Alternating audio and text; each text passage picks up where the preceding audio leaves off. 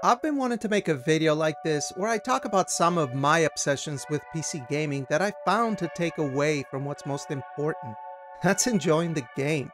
It's a pitfall that many other people fall into as well, over time or right away. The desire to want to upgrade to the latest thing, or feeling like you must max out all the graphical settings to be able to enjoy a game, overclocking, obsessing over performance metrics, and more. Now, this is something that's often exploited by good marketing to fuel FOMO, something we can all fall victim to. The main goal of this video is to show my perspective, the ways I like to play, and to gain your perspective in the form of a conversation. I have access to a lot of gaming hardware, and I love all my hardware, newer and older. Console, PC, handheld, whatever it might be. But what accelerated my motivation to make this video is perhaps, are you ready? Paper Mario: The Thousand Year Door. That's right. This GameCube game was one of my favorites, and recently we got a Nintendo Switch remake that I've been playing a lot for the past few days or so. I mean, look at my playtime. I really enjoyed playing through this game about as much as many current great modern AAA games on PC that have crazy visual fidelity. And this game only runs at 30 FPS on dated handheld hardware. But let's not get carried away. Let's begin by taking a look at Cyberpunk on the RTX 3080 Ti. Now we're going to be targeting maximum visual fidelity here, or try to. We're looking at 4K with DLSS set to balanced, and we've maxed out all the ray tracing effects. Not the path tracing, just ray tracing. Everything else is maxed out.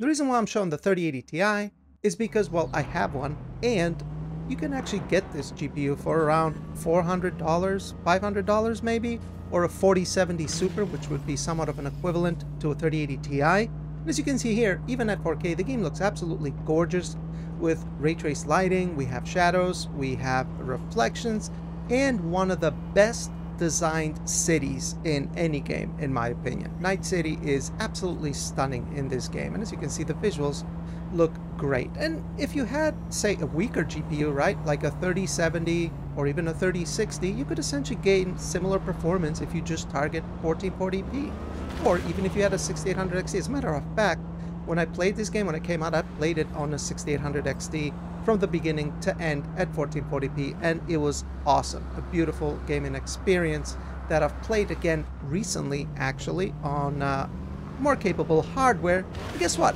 It was, at the end of the day, the same experience. But let's say we wanted to upgrade to an RTX 4090 and target maximum visual fidelity with a target of around 4K 60 like we are on the 3080 Ti. Let's start over with the 3080 Ti and maxed out ray tracing, and then we'll throw the RTX 4090, same exact settings but with path tracing.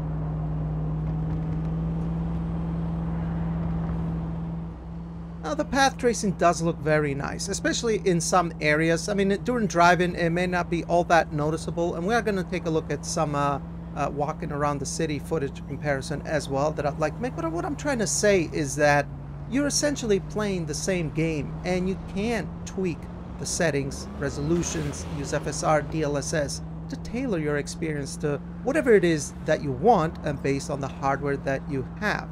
And that's kind of the point of this video, is that it's okay to adjust your settings, because at the end of the day you are playing the same game.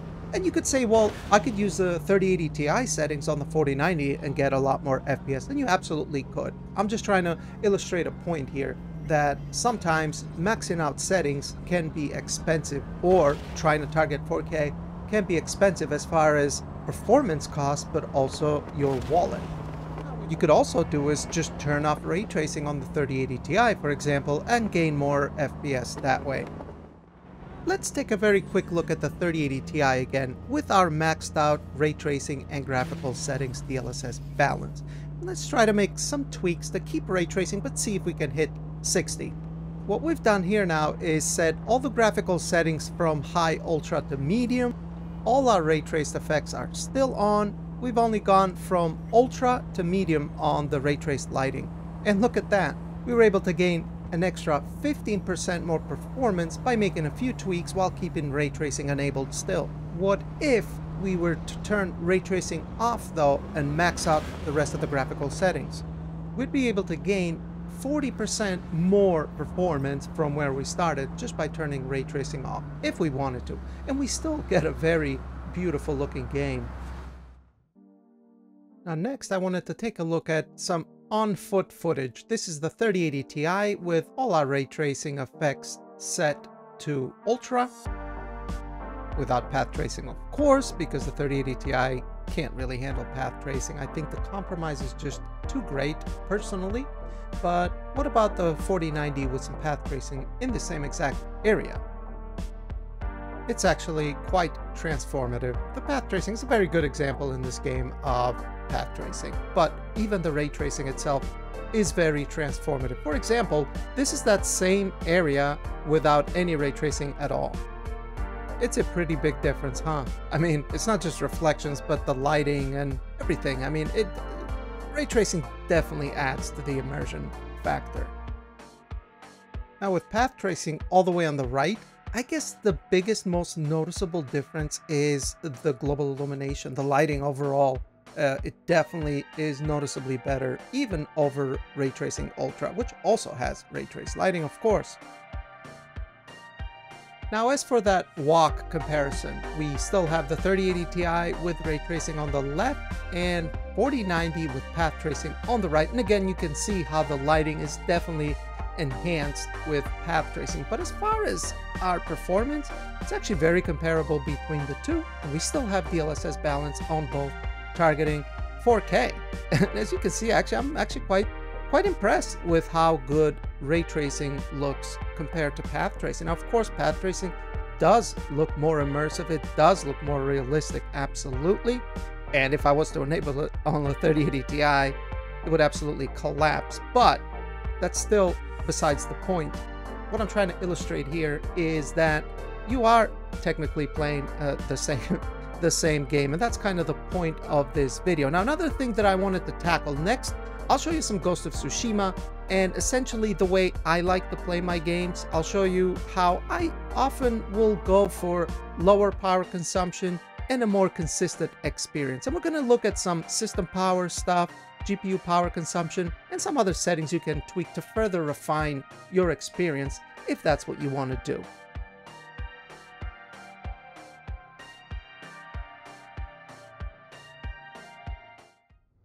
All right, so this is my main way of playing, is on a 3440 by 1440 QD OLED ultra-wide display. And here I'm targeting maxed out settings with the RTX 4090. And this is not actually how I play the game, but I'm just using this as a starting point. And as you can see here, we're getting around 104 FPS with DLAA and maxed out graphical settings. The GPU power consumption is at 335 watts. I've also gone ahead and hooked up my computer to a kilowatt meter, which I'll put on the top right corner. As you can see, we're consuming around 480 watts total system power. Now, personally, I like a more consistent, fluid experience, but I also like to consume less power if I can, because we have a lot of tools like DLSS, frame generation, FSR, so we can consume less power, which results in, obviously, less power consumption, but also less heat dumped into your room and less computer noise. So that is things that I personally find beneficial, and I do factor into my gameplay. So let's make some tweaks and I'll show you how I am currently playing this game.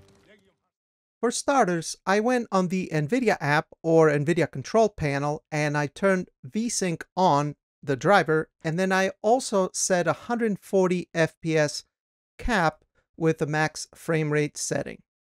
Previously, using RivaTuner Statistics Server caused stuttering when using DLSS 3 frame generation, so this is how I always did it, and it gave me the best results, so that's what I'll stick to here.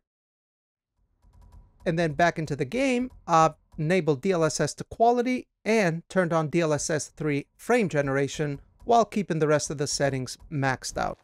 Now what this allows us to do is, obviously, we go from around 100 FPS to 140 with a more fluid experience, and our 1% lows also go from around 80 to 105 or so. So we get a definitely more consistent and fluid gaming experience, but we also consume in 100 less watts on our GPU. we were consuming 330 watts previously, and right now we're consuming 240 watts on our GPU.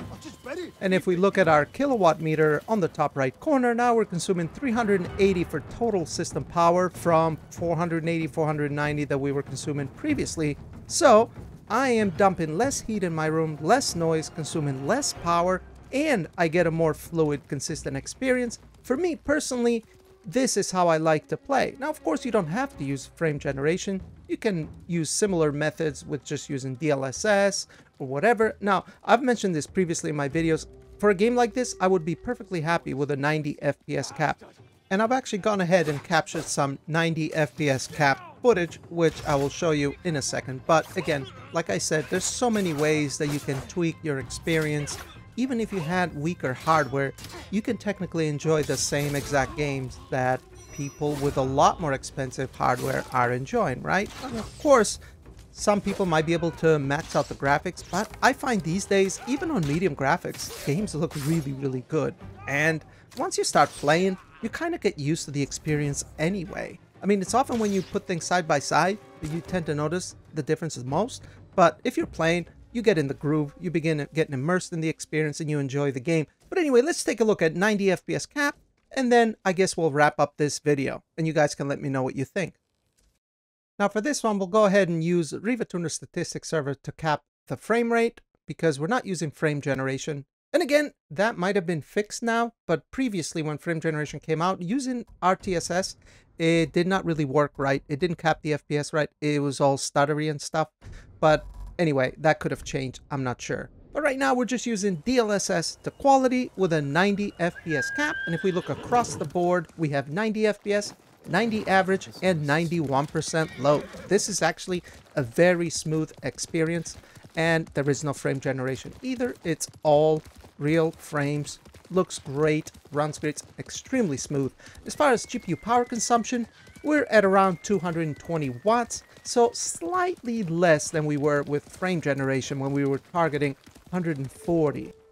Looking at our kilowatt, system power is around 360 watts, which is still actually pretty good. I would say that's quite efficient.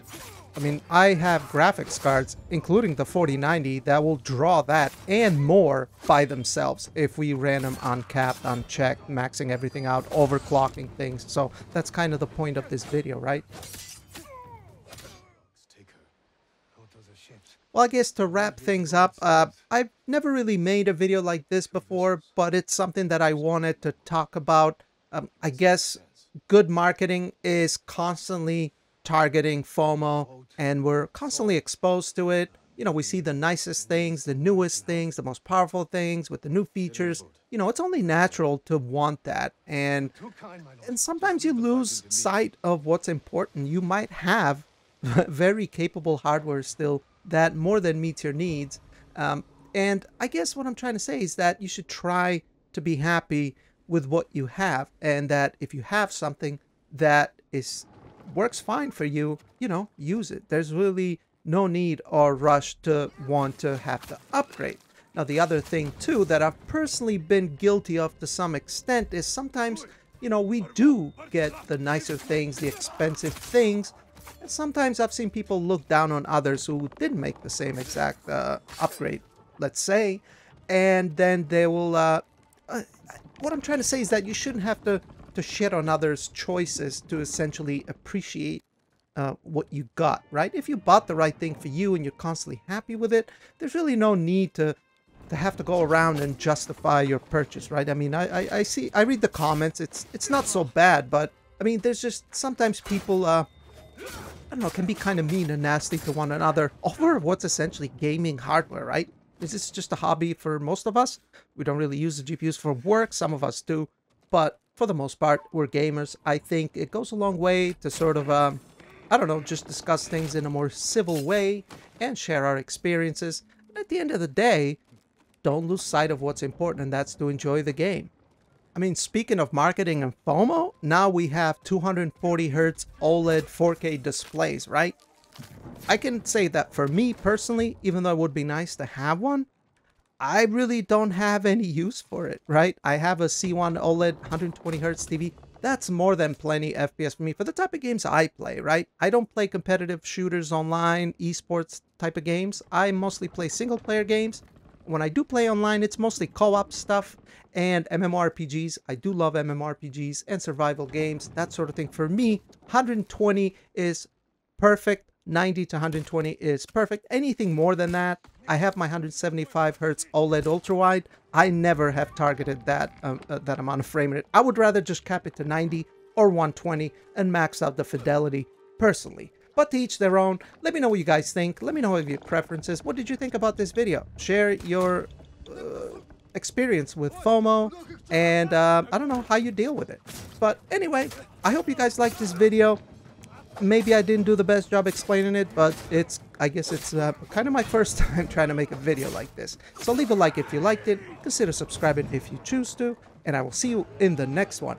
Peace.